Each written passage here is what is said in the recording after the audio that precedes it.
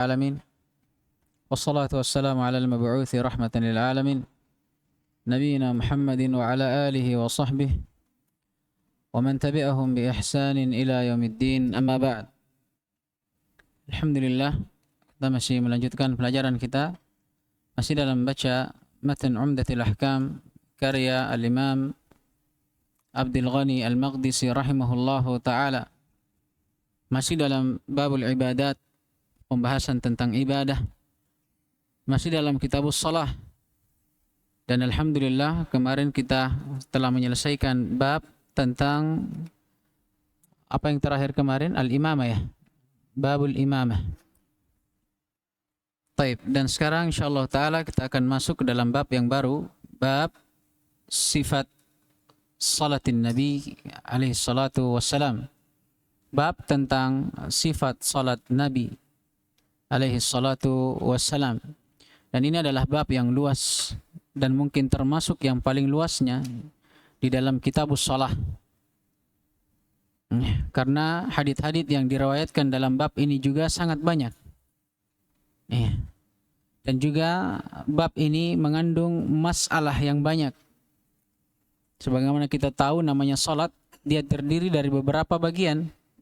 Ada takbir, ada ruku', ada sujud, i'tidal, duduk tasyahud, dan pada setiap bagian terdapat doa dan dzikir. Yang doa dan dzikir tersebut juga bukan hanya satu.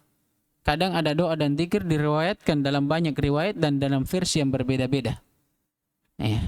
Itulah yang membuat bab ini menjadi salah satu bab yang terluas dalam kitabus shalah. Karena masalah yang begitu banyak terkandung di dalamnya, begitu pula fawaid yang juga banyak terkandung di dalamnya.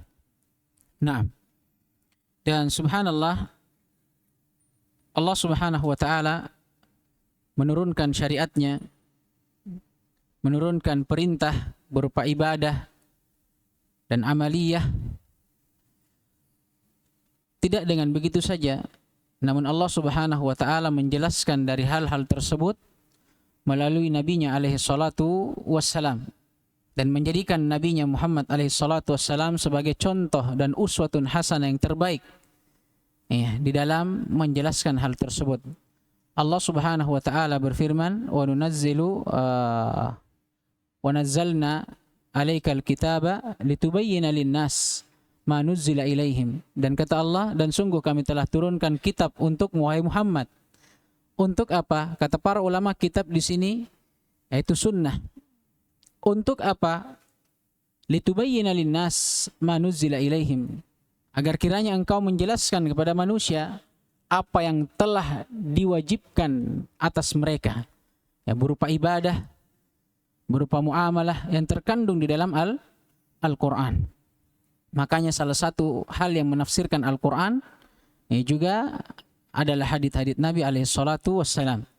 Dan juga dalam ayat yang lainnya, kata Allah subhanahu wa ta'ala kepada hamba-hambanya, laqad kana lakum fi rasulillahi uswatun hasanah. Dan sungguh telah terdapat pada diri Rasulullah sallallahu alaihi wasallam untuk kalian uswatun hasanah, contoh yang terbaik. Makanya dalam ayat yang lain Allah perintahkan, wa ma atakumur rasulu fakhuduhu wa ma nahakum anhu fantahu. Apa yang nabimu atau rasulmu datang dengannya maka ambillah, dan apa yang Nabi larang maka tinggalkan. Ini terutama dalam hal ibadah yang Allah syariatkan. Karena subhanallah, barang siapa yang mengamalkan suatu amalan, terutama ibadah, yang tidak ada syariatnya di dalam agama Islam dan tidak ada perintah dari Allah, begitu pula Rasulnya, maka dalam hadits Aisyah radhiyallahu ta'ala anha yang diriwayatkan oleh Al-Imam Bukhari dan Muslim, dijelaskan bahwa amalan itu tertolak. Sebagaimana sabda Nabi alaihi salatu wassalam dalam riwayat Bukhari, man ahdatha fi amrina hadha ma laysa minhu fahuwa raddun. Barang siapa yang mengada-ngadakan suatu perkara yang baru berupa amalan dalam agama kami yang tidak ada tuntunannya, fahuwa raddun ay mardud, maka amalan itu akan tertolak bagaimanapun dia lakukan. Dalam riwayat Muslim dikatakan, man amila, barang siapa yang mengamalkannya, bukan hanya orang yang mengada-ngadakan, tapi mengamalkan suatu amalan yang tidak ada tuntunannya dalam syariat, sama, fahuwa raddun. Dan termasuk di antara syariat bahkan yang paling agungnya dari apa yang telah Allah turunkan dan perintahkan untuk hamba-hambanya adalah salat. Ya, dan dalil tentang perintahnya jelas, firman Allah Subhanahu wa taala, wa aqimus shalah. Hanya saja di dalam melaksanakannya, ya, kalau kita hanya berpegang kepada ayat ini, kita tidak tahu bagaimana cara melaksanakannya. Ya, karena ayat ini butuh ditafsirkan, butuh dijabarkan. Apa yang menjabarkannya dan apa yang menjelaskannya serta menafsirkannya, hadits Nabi alaihi salatu wassalam yang menjelaskan tentang sifatnya. Ya, oleh karenanya Nabi alaihi salatu wassalam pernah bersabda, "Shallu kama ra'aitumuni usalli." Ini hadis pokok. Kata Nabi alaihi salatu wassalam, dan salatlah kalian sebagaimana kalian melihatku salat. Ya, begitu pula Nabi alaihi salatu wassalam tatkala Nabi mempraktikkan salat kepada para sahabatnya di atas mimbar, ya, dan di hadapannya pada waktu itu terdapat para sahabat, bahkan kibar dari para sahabat, dari Abu Bakar, Umar, dan selain daripada mereka. Kemudian Nabi, setelah Nabi praktekkan salat itu, apa kata Nabi? Innama fa'altu dzalika lita'allamu salati. Tiada lain saya lakukan hal tersebut. Lita'allamu, kata para ulama, litata'allamu, agar kalian tahu dan mempelajari salati, bagaimana caraku salat. Dalil-dalil ini menunjukkan akan wajibnya, ya, mengikuti pedoman Nabi alaihi salatu wassalam, khususnya di dalam menjelaskan syariat berupa ibadah ataupun amaliyah yang Allah perintahkan di dalam Al-Qur'annya, terutama dalam bab salat. Dan ini menjadi hadis pokok dalam sifat salat Nabi alaihi salatu wassalam. Faidah diingatkan oleh Syekh Ibnu Utsaimin rahimahullah dalam syarahnya terhadap Umdatul Ahkam. Sebelum beliau masuk ke dalam hadis, beliau mengingatkan kembali kepada kita kepada dua rukun dari ibadah apapun itu, atau dua syarat diterimanya ibadah apapun bentuk ibadahnya. Ya. Disebutkan oleh para ulama ada ikhlas dan mutabah, ikhlas dan al-ittiba. Walaupun sebagian ulama yang lainnya ada yang menyebutkan 3 dengan memasukkan at-tauhid, tapi kita berjalan di atas pembagian yang masyhur ini, yang membagi menjadi 2. Ya, karena yang membagi menjadi 2 juga sebagaimana disebutkan oleh guru kita Ustadzul Qarnain, dia bilang sama saja. Yang mengatakan ikhlas dan ittiba, dia telah memasukkan syarat tauhid kepada al-ikhlas. Intinya 2 syarat ibadah ini, al-ikhlas dan al-ittiba, tidak akan syah dan diterima ibadah seorang hamba bagaimanapun dia melakukannya, kecuali dengan terpenuhinya 2 syarat ini. Ya, kalau kurang salah satunya tidak diterima. Bagaimanapun seorang ikhlas kepada Allah, tapi amalan dia lakukan tidak ada tuntunannya, batal, mardud, sebagaimana dalam hadits Aisyah. Ya, begitu pula seorang yang beramal bagaimanapun mutabaahnya, tapi dia tidak ikhlas, maka Allah tidak akan menerima ibadahnya. Akan datang insyaallah haditsnya. Adapun hadits tentang ikhlas dari ayat sangatlah banyak, dan di antara yang paling sharih, yang paling jelas, firman Allah Subhanahu wa taala, "Wa ma umiru illa liya'budullaha mukhlishin lahuddin hunafa." Al-ayah, kata Allah Subhanahu wa taala, dan tidaklah mereka diperintah kecuali untuk mengikhlaskan ibadahnya hanya kepada Allah Subhanahu wa taala semata. Hunafa, dengan condong kepada tauhid, mengikhlaskan ibadahnya kepada Allah dan tidak sama sekali melakukan kesyirikan. Bahkan sebagian ulama dalam firman Allah Subhanahu wa taala, "Wa ma khalaqtul jinna wal insa illa liya'budun." Apa makna liya'budun? Liwahidun, hanya untuk mentauhidkan Allah dan mengikhlaskan ibadah hanya kepadanya. Adapun hadits, Nabi alaihi salatu wassalam pernah bersabda dalam hadits yang diriwayatkan oleh Imam Muslim rahimahullah dalam sahihnya, dalam Kitabuz Zuhud, Allah Subhanahu wa taala berfirman, ini hadits qudsi, ya, hadis qudsi. Allah Subhanahu wa taala berfirman, "Ana aghna syuraka'i anisyirk." Saya ini, kata Allah, tidak butuh kepada sekutu siapapun.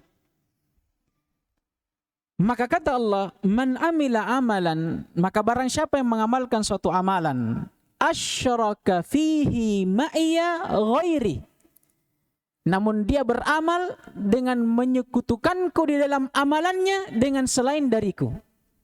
Dia melakukan suatu amalan, anggaplah dia berdoa. Di dalam doanya dia sekutukan Allah dengan selain Allah. Dia berdoa kepada Allah, tapi setelah itu dia berdoa juga kepada kuburan fulani. Kata Allah untuk orang yang seperti ini, taraktahu wa syirkah. Saya akan tinggalkan dia dan kesyirikannya. Ya. Kata para ulama, Allah tidak akan memperhatikannya. Allah tidak akan menghiraukannya. Allah akan biarkan dia dalam kesyirikannya. Berarti amalannya diterima atau tidak? Tidak akan diterima. Adapun dalil ittiba maka jelas. Hadits Aisyah radhiyallahu taala anha yang diriwayatkan oleh Imam Bukhari dan Muslim yang telah berlalu. Man ahdatsa fi amrina hadza ma laysa minhu fa huwa raddun. Itu dalam riwayat Bukhari dan riwayat Muslim, man amila amalan laisa alaihi amruna fa huwa raddun.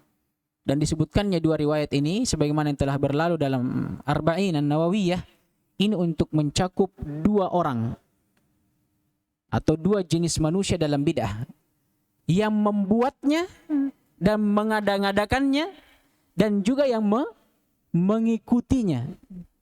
Paham ini? Karena kalau kita hanya mengambil riwayat Bukhari, maka orang-orang yang pelaku bid'ah di zaman ini mereka akan berdalil, kami hanya mengikuti, bukan kami yang mengada-ngadakan. Tapi datang riwayat Muslim untuk mencakup mereka semua. Mau kalian yang buat, mau bukan kalian yang buat, kalian cuma amalkan, semuanya ditolak. Nah, ini tambih yang subhanallah luar biasa dari Syekh Ibnu Utsaimin rahimahullah. Kita masuk sekarang pada hadits yang pertama. An Abi Hurairah radhiyallahu taala anhu qala, dari Abu Hurairah radhiyallahu taala anhu, beliau pernah berkata, kana Rasulullah sallallahu alaihi wasallam idza kabbara fi shalah sakata hunaihatan qabla an yaqra'a. Dahulu Nabi alaihi salatu wassalam tatkala beliau bertakbir, pada saat beliau salat atau memulai salatnya, sakata, beliau diam hunaihatan sejenak, qabla an yaqra, sebelum beliau membaca, yang maksudnya membaca surah. Faqultu, maka aku pun berkata, ya Rasulullah, wahai Rasulullah, bi abi anta wa ummi. Yang punya terjemahan, apa terjemahannya bi abi anta wa ummi? Hah? Nah, ini salah satu bentuk sumpah ya. Yeah. Tapi bukan berarti dia bersumpah dengan selain Allah. Tidak. Tapi dia mengatakan, demi ayah dan ibuku sebagai tebusan. Ini maksudnya bentuk keseriusan dari Abu Hurairah dalam bertanya kepada Nabi alaihissalatu wassalam. Seakan-akan dia menjadikan ayah dan ibunya sebagai tebusannya. Ini bentuknya. Tapi bukan berarti boleh seseorang hamba bersumpah kepada selain Allah. Tidak boleh. Berbeda dengan Allah Subhanahu wa taala yang boleh bersumpah kepada siapapun yang dia kehendaki dari makhluknya. Syahidnya pertanyaan setelahnya. Ara'aitu sukutaka baina takbir wal qiraah ma taqul? Wahai Rasulullah, tatkala engkau diam antara takbir dan membaca surah, apa yang engkau katakan? Apa yang engkau ucapkan pada saat engkau diam? Nanti juga ada faedah bahwa diamnya Nabi di sini itu bukan diam sama sekali tidak berbicara. Tapi beliau diam dalam keadaan beliau membaca sesuatu dalam keadaan sir. Tahu sir? Dengan suara yang lirih. Ya. Apa dalil yang menunjukkan hal tersebut? Ya, ucapan Abi Hurairah, ma taqul. Pada saat engkau diam tadi, apa yang engkau ucapkan? Kenapa Abu Hurairah mengatakan apa yang engkau ucapkan? Karena Abu Hurairah mendengar sesuatu tapi sir, kecil. Ini faedah juga disebutkan oleh sebagian syurah. Qala, maka Nabi alaihissalam berkata, aqul, pada saat aku diam tadi, aku membaca, Allahumma ba'id baini wa baina khatayai kama ba'adta bainal masyriqi wal maghrib. Allahumma naqini min khatayai kama yunaqqa thawbu al-abyad min ad-danas. Allahumma ghsilni min khatayai bil ma'i wal thalji wal barad. Nabi membaca bacaan beliau ini, dan inilah yang masyhur disebut sebagai surah atau surah apa? Bacaan iftitah atau istiftah. Dari kata namanya, ya dia sebagai pembuka di dalam salat. Makanya dia diletakkan setelah takbir dan sebelum membaca surah Al-Fatihah. Ya, mau diartikan doanya? Saya kira paham di semua. Nabi SAW membaca doa, Allahumma ba'id baini wa baina khotoyai. Ya Allah, jauhkanlah aku dengan dosaku. Kama ba'adta bainal masyriqi wal maghrib. Sebagaimana engkau jauhkan antara timur dan barat. Subhanallah. Kemudian Nabi berkata, Allahumma naqqini min khotoyai. Ya Allah, sucikanlah aku dari dosa-dosaku. Kama yunaqqas thawbul abyadu minad danas. Sebagaimana baju yang putih yang bersih disucikan dari kotoran. Allahumma ghsilni min khotoyai. Ya Allah, bersihkanlah aku dari dosa-dosaku. Bil ma'i was salji wal barad.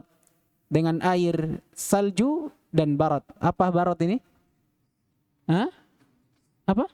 Embun. Nah, embung kalau orang Makassar bilang. Dengan embun. Subhanallah. Ini doa yang luar biasa.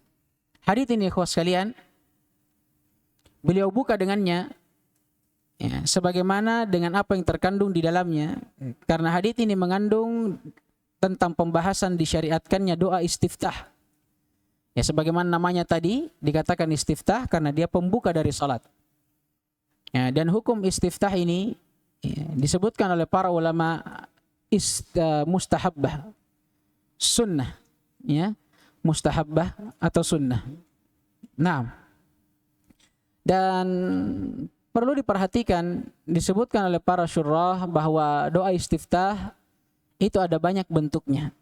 Salah satunya apa yang datang dalam riwayat Abu Hurairah. Salah satunya apa yang datang di dalam hadits Abu Hurairah. Ada juga doa-doa yang lainnya seperti doa Nabi SAW, Inni wajjahtu wajhiya lilladzi fataras samawati wal ard, sampai akhir hadits. Dan juga doa yang masyhur, Subhanakallahumma wa bihamdika wa tabarakasmuk wa ta'ala jadduk wa la ilaha ghairuk, dan yang semisal dengannya. Ya, hanya saja ya, sebagian ulama ada yang merojihkan sebagiannya dari yang lainnya. Wa illa semuanya sama dan boleh untuk dipakai. Ya, semuanya bisa dipakai karena semuanya riwayat yang sahih. Terlepas dari perselisihan para ulama. Dan para ulama mereka menjelaskan dan menyarankan untuk hal-hal yang seperti ini, ibadah yang datang dengan banyak versi. Seperti doa istiftah, doa ruku', ya, doa i'tidal, doa sujud, datang dalam banyak versi atau banyak bentuk atau kaifiat. Kata para ulama, yang paling afdalnya bagi seseorang, dia menggunakan semuanya dan mengganti-gantinya. Ya kan? Di salat subuh misalkan, dia pakai yang pertama, Allahumma ba'id baini wa baina khotoyai, ila akhirih. Kemudian di salat duhur, dia pakai yang lainnya. Ya kan? Subhanakallahumma wa bihamdik wa tabarakasmuk. Dia ganti lagi salat asar dan begitu seterusnya. Ya, karena kata para ulama, di dalam hal ini terdapat ihya'us sunnah. Ya. Bagaimana seorang itu menghidupkan sunnah dari sunnah-sunnah Nabi alaihi salatu wassalam. Taib. Masya Allah. Ini faedah yang luar biasa.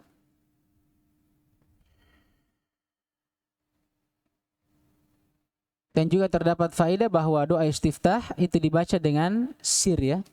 Dan sir, ingat, selalu kita tambih, sir itu bacaan dengan suara yang dilirihkan. Bukan bacaan dalam hati. Ya kan? Bukan bacaan dalam hati. Ya, makanya para ulama mengatakan bacaan salat itu paling minimal dengan kita menggerakkan kedua bibir. Wa illa, kalau kita mampu, ya kita ucapkan tapi dengan suara yang lirih. Dengan suara yang lirih. Ya, bukan dibaca dalam hati. Nah, kemudian yang berikutnya, hadits Aisyah radhiyallahu taala anha, qalat, beliau pernah berkata, kana Rasulullah sallallahu alaihi wasallam yastaftihu as-salata bit-takbir. Dahulu Nabi alaihi salatu wasallam membuka salatnya dengan takbir. Maksudnya takbirat al-ihram. Wal qiraati bilhamdulillahi rabbil alamin. Ya, kemudian beliau membaca alhamdulillahi rabbil alamin. Yang maksudnya surah Al-Fatihah. Yang disebutkan oleh para ulama, ini namanya tasmiyatu al-kull bil ba'd. Menamakan sesuatu secara keseluruhan tapi dengan menyebutkan sebahagiannya. Ya, beliau ingin menyebutkan Al-Fatihah, surah Al-Fatihah secara keseluruhan, tapi dengan menyebutkan sebahagian ayatnya. Maka makna beliau membaca alhamdulillahi rabbil alamin, apa maksudnya? Beliau membaca surah Al-Fatihah, bukan ayat pertama saja maksudnya ini. Karena ini kata para ulama tasmiyatul kull bil ba'd. Ya, penamaan terhadap sesuatu secara keseluruhan tapi dengan menggunakan sebahagian darinya. Wa kana idza raka'a lam yushkhis ra'sahu wa lam yusawwibhu. Dan dahulu Nabi alaihi salatu wassalam tatkala beliau ruku, beliau tidak yashkhis.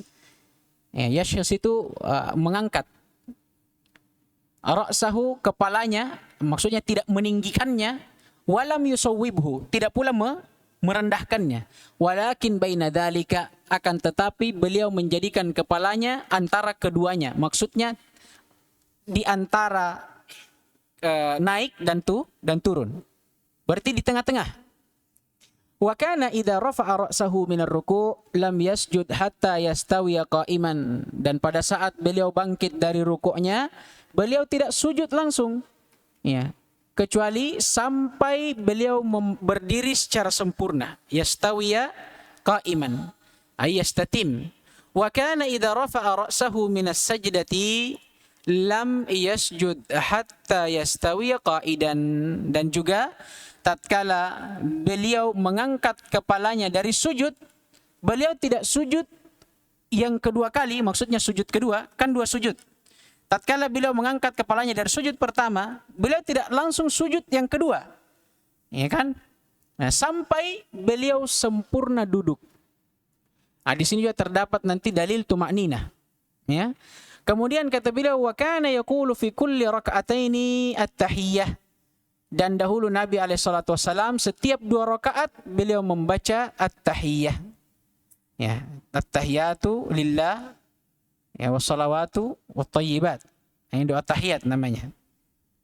Dan ini juga ada beberapa versi. Wa kana yafrishu rijlahul yusra wa yansibu rijlahul yumna. Dan tatkala beliau duduk, ini maksudnya menjelaskan kaifiat duduknya Nabi antara 2 sujud. Beliau yafrish rijlahul yusra, membentangkan kaki kirinya. Kemudian yansibu rijlahul yumna, dan menancapkan kaki kanannya. Berarti duduk apa namanya ini? Iftirash, ya, seperti ini. Duduknya orang kalau tasyahud awal atau tasyahud akhir dalam salat 2 rakaat. Ini namanya iftirash. Nah, itu kaifiatnya tadi. Dia membentangkan kaki kirinya dan menancapkan kaki kanannya. Wa kana yanha an uqbati syaitan. Dan dahulu Nabi SAW melarang, ya, dari duduk syaitan. Wa yanha an yaftarisha ar-rajulu dira'ai iftirash as-sab'. Dan juga Nabi melarang untuk seseorang membentangkan dira'ai. Apa dira'ai ini? Lengannya ini. Nah, bukan membentangkannya, apa bahasanya bagus ini? Dia dari kata farash, baring, pembaringan. Apa namanya? Susah juga bahasa Indonesianya. Kalau menghamparkan lebih umum, membentangkan juga justru begini. Ini yang beliau mau seperti ini. Merapatkan mungkin, ya. Tapi bukan saf ini, ya. Ini. Dan Nabi dulu melarang seorang lelaki untuk meletakkan dan apa namanya tadi? Merapatkan dira'ai, kedua lengannya ini seperti hewan buas, sabu. Itu kalau hewan buas kan duduk seperti itu. Seperti ini kan? Gini duduknya. Ada hewan buas yang berdiri?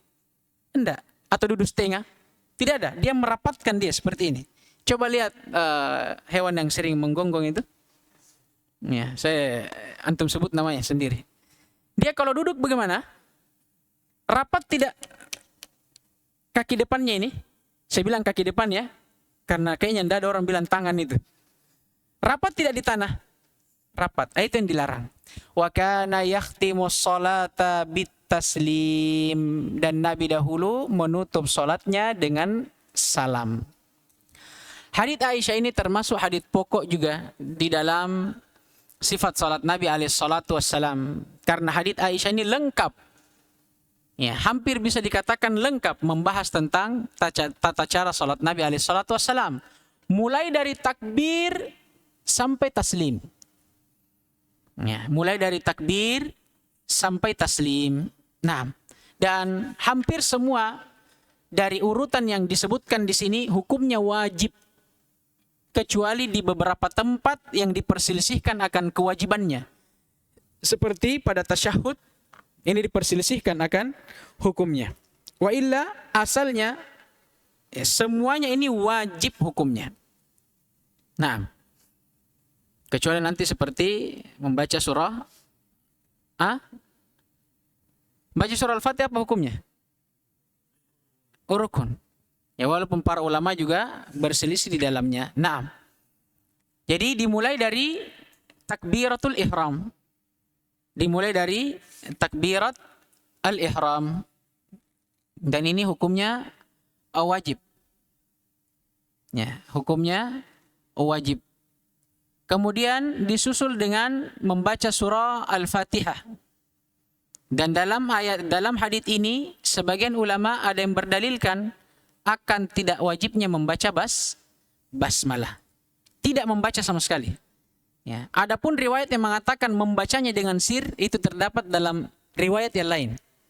Kalau di sini memang tidak membaca sama sekali. Ini dalil. Karena apa kata Aisyah? Wal qiraati bi alhamdulillahi rabbil alamin. Kemudian disusul dengan ruku'. Kemudian ar-rafa' minar ruku'. Atau dengan kata lain al-i'tidal. Kemudian sujud. Ya, sujud ya 2 kali yang diperantarai dengan apa? Duduk di antara 2 sujud. Kemudian tasyahud. Pada setiap 2 rakaat. Dan nanti akan datang hukum tentang tasyahud ini. Kemudian duduk di tasyahud. Bedakan ya antara tasyahud dan duduk tasyahud. Tasyahud itu bacaannya. Paham ini? Bacaannya at-tahiyatu lillahi wassalawatu wattayyibat. Itu tasyahud namanya. Dia punya hukum sendiri. Dan duduk tasyahud, dia beda. Punya juga hukum sendiri. Kemudian yang terakhir, ya, itu ditutup dengan salam. Baik, sekarang kita bahas beberapa masail atau masalah yang terkandung di dalam hadits ini. Yang pertama masalah tentang hukum perbuatan Nabi alaihissalam. Karena hadits ini tidak langsung datang dari ucapan Nabi, tapi datang dari ucapan sahabiyah, istri Nabi alaihissalam, Ummul Mukminin radhiyallahu taala anha. Dalam bentuk apa? Mensifati salatnya Nabi. Bukan Nabi yang langsung mengatakan, ya kan? Bentuknya sifat, berarti af'al. Nah, sekarang hukum af'alun Nabi alaihissalam apa hukumnya? Apakah dia wajib? Apakah dia sunnah? Para ulama berselisih. Di antara ulama ada yang mengatakan dia tidak menunjukkan akan wajib. Ya, melainkan dia menunjukkan akan sunnah. Kecuali ada dalil yang menunjukkan akan wajibnya. Ya. Taib. Tapi sebagian ulama ada yang mengatakan, ya, khusus untuk pembahasan sholat, maka ada dalil yang menunjukkannya. Apa kira-kira dalilnya? Aywah. perintah Nabi SAW. Pada awal hadits tadi yang kita baca, "Shallu kama ra'aitumuni usolli." Salatlah kalian sebagaimana kalian melihatku salat. Dan lafaz hadits ini apa? Amr, perintah. Dan kaidah yang selalu kita sebutkan dalam ilmu usul fikih, al-amru al-aslu fil amri yufidu al-wujub. Asal dari perintah yang diinginkan dengannya wajib. Maka sama seperti di sini. Kata Nabi SAW, salatlah kalian sebagaimana kalian melihatku salat. Perintah Nabi SAW untuk mengikuti beliau di dalam kaifiat salat. Menunjukkan bahwa mengikuti beliau dalam kaifiat salatnya, tata caranya, perbuatan beliau, wajib atau tidak hukumnya? Wajib. Nah, kemudian di antara masalah juga adalah masalah tentang tasyahud al-awwal dan duduk pada saat tasyahud al-awwal. Masalah yang pertama tentang tasyahud.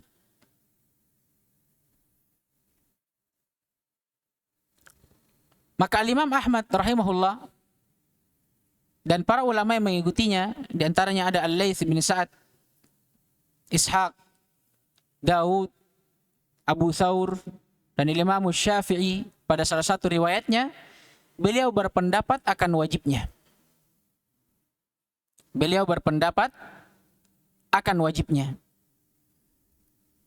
Adapun Imam Abu Hanifah dan Imam Malik dan Imam Syafi'i dalam riwayat yang lainnya.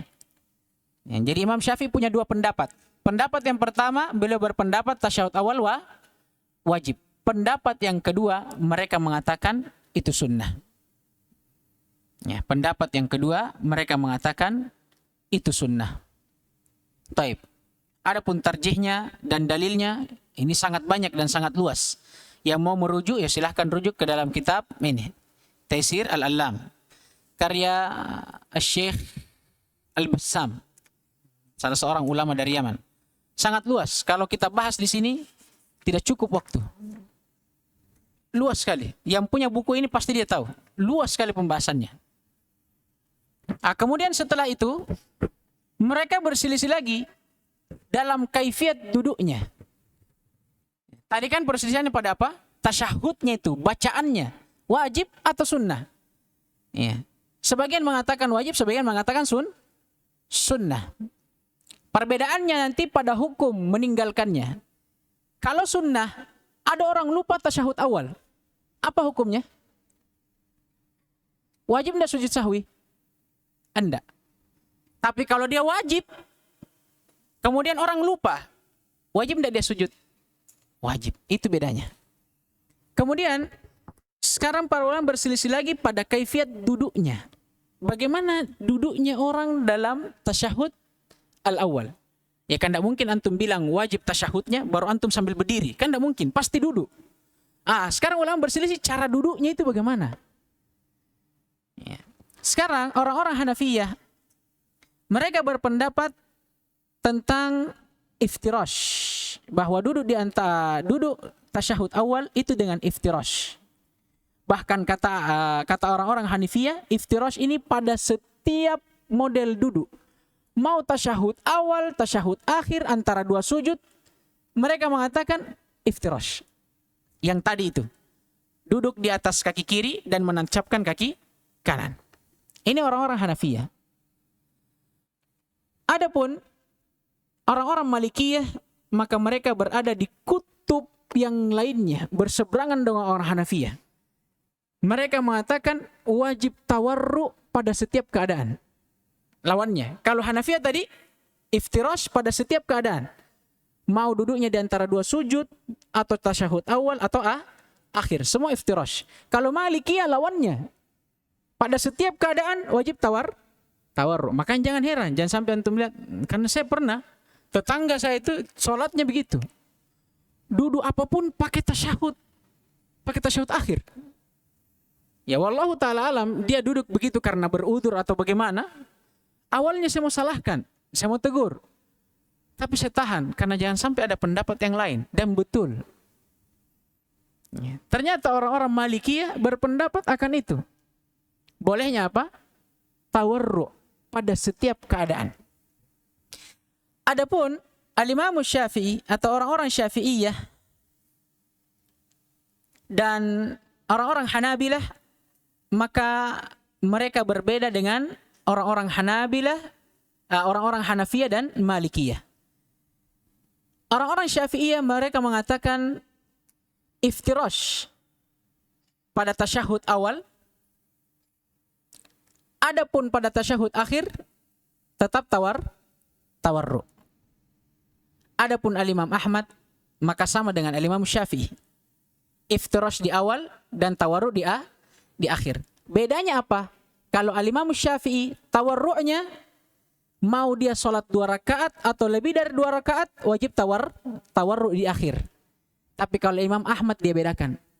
Kalau sholatnya 2 rakaat berapa tahiyatnya? Cuma 1. Di akhir. Duduknya tetap iftirash. Itu saja bedanya. Jadi kalau Syafi'i sama Imam Ahmad atau orang-orang Syafi'iyah dengan Hanabilah, dari sisi pembagian tasyahud pertama dengan yang kedua, yang pertama tawarru, yang pertama iftirash, yang kedua tawarru sama. Paham ini? Hanya saja mereka berselisih pada sholat 2 rakaat yang cuma punya 1 tahiyat. Orang-orang Syafi'iyah mengatakan tetap tawarru karena dia di akhir sholat. Tapi kalau orang-orang Hanabilah mereka mengatakan tidak. Tetap iftirash. Diikutkan kepada tahiyat pertama. Paham ini? Paham tidak? Jadi duduknya kalau itu yang biasa kita lakukan itu Hanabilah punya. Kalau sholat subuh 2 rakaat, kita duduk iftirash, itu Hanabilah. Pendapatnya Hanabilah. Kalau Syafi'iyah, mau 2 rakaat, mau 4 rakaat, tetap duduk tawarru. Paham ini? Dalilnya Syafi'iyah, dia ikutkan kepada pembahasan duduk di akhir sholat. Mau dia 2 rakaat atau 4 rakaat, tetap namanya di akhir sholat, duduk tawarru. Kalau orang-orang Hanabilah, mereka mengatakan diikutkan kepada duduk tasyahud pertama. Paham gini? Mereka berdebat luar biasa panjangnya. Orang-orang Hanafiyah kasih keluar dalil, dibantah oleh Malikiyah. Malikiyah juga dibantah oleh Hanafiyah. Ternyata kedua ini dibantah lagi oleh Syafi'iyah dan Hanabilah. Kemudian Syafi'iyah, Hanabilah, sama-sama dia bantah Hanafiyah dan Malikiyah. Bersamaan dengan itu mereka juga saling bantah. Dia mau merujuk saja dalam kitab ini. Saya menyebutkan perselisihan ini, itu saja selalu saya bilang, supaya kita tidak mudah menyalahkan orang lain. Paham ini? Jangan sampai nanti kita sholat di masjid orang awam, kebanyakan sholat subuh, duduk tawarru. Antum bilang, bid'ah, masuk neraka, mardud, Allahu Akbar. Lah, mereka punya dalil. Cuma saja kalau kita sebutkan dalilnya panjang sekali. Di sini pembahasan ini nih 2 lembar. Itu cuma dibahas. Yang punya Taisir Al-Lam Fadl bukan. Ini baku bantah-bantah dia. Syahidnya itu tadi.